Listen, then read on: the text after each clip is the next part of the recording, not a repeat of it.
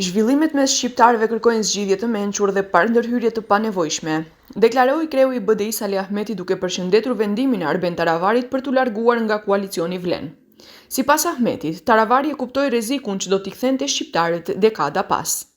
Janë çështje madhore që kërkojnë zgjidhje edhe këto zhvillime të mbrëmshme tek shqiptarët, pa u ndërhyrë atyne në problemet e tyre të mbrëmshme.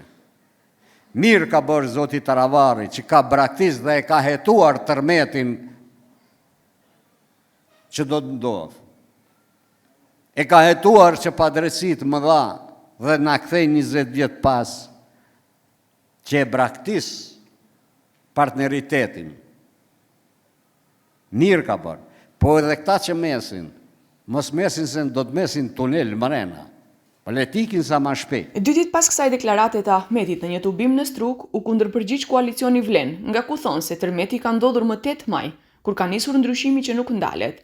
Ai tërmeti para një viti sipas Vlenit ishte demokratik, i pastër dhe i fuqishëm, që e solli ndryshimin për të cilin kanë punuar bashkë me qytetarët.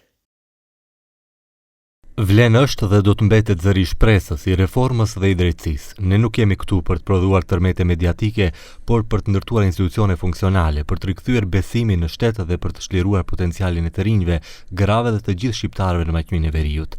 Tërmeti ka ndodhur vitin e kaluar më 8 maj kur BDI-n e dërguam në pozitë. Tani po heqim e pastrojmë gërmadhat nga qeverisja e dështuar e BDI-s.